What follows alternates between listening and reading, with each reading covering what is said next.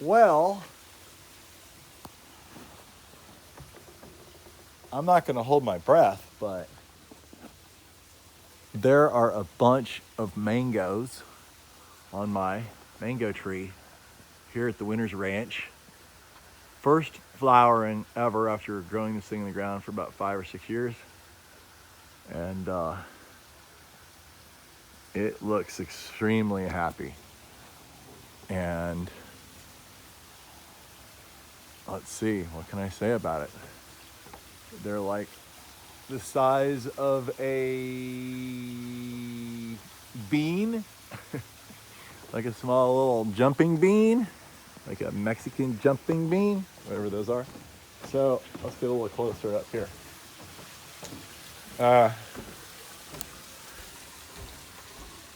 Let's take a good close look. Let me climb up. See what I do for you guys? Let's see, how can I do this? Oh! It gets harder every year. You used to be able to just jump right up on top of that. Oh! Okay, here we go. We're going in. Look at that. That's a mango. That's a mango growing in the Great Central Valley. That's the Great Central Valley over there. And a little earlier, you could see the Sierra. We're on the east side, middle northern east side of the Great Central Valley. I wonder how strong this is. And those hills over there are the Napa Mountains, the backside of the Napa Mountains where they die into the Central Valley. Napa is about 25, 30 miles as the crow flies.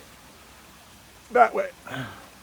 Lake Berryessa right up there, Putah Creek right there. Anyway, that the air comes off of through Napa. There's actually native redwoods up there. Shows you how moist it is. And it comes over this whole range. All the moisture gets wringed out. And then it just becomes like almost like Southern California, like chaparral conditions right in there. This whole range on our side. And then the air descends just like it does over the East Sierra into Nevada, where it gets incredibly dry, just like it does there. And we end up with like what amounts to desert-like conditions here. Just so dry and exceptionally hot.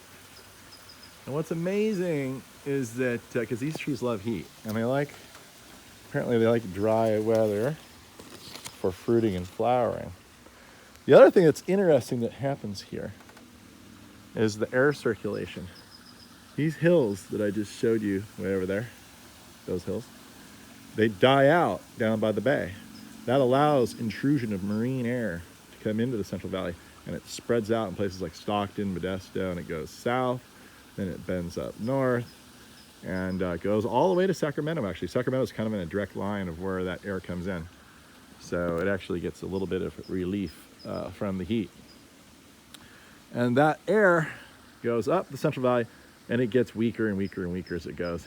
And eventually it just kind of gives up, and it actually recirculates, and it comes back around here. And you'll often see them launch balloons out here, right out here.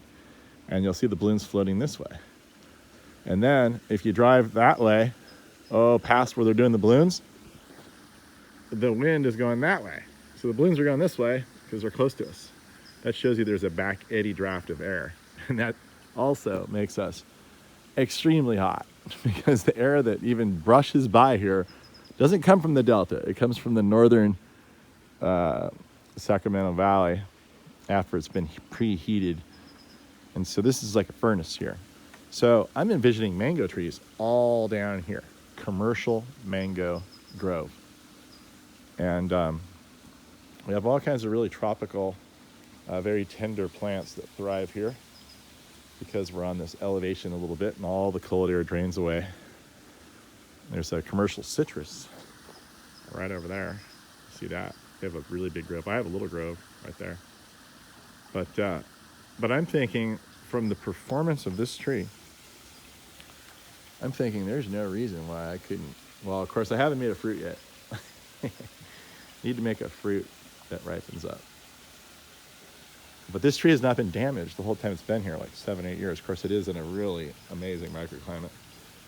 on top of a amazing microclimate to begin with. So maybe I'm being too optimistic, but anyway, my buddy Mike, and he knows who he is.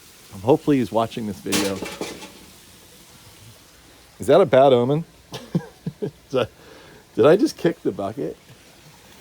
That'll make you nervous. I did find a penny today when I was cleaning out the pool, so maybe those two things will offset. But my buddy Mike, who helped me get an mango experiment going a couple of years ago, and then the deer ate it all. This is so heartbreaking. I'm hoping my buddy Mike will help me get this experiment going again. I'm going to set up this experiment here, sprouting a whole bunch of different kind of mangoes, and seeing if we can start a germplasm repository research project that will probably take the rest of my life and maybe several lifetimes after that to get really good conclusive results. But anyway, Mike, send me some more seed, please, please, please, please, please. So anyway, here it is. And I'll shoot the biggest fruit. I'll give you fruiting reports. And I think the biggest fruit is up there, like right there. That's the biggest one. Wish me luck. It's May 26, 2020. And we'll see how this experiment goes.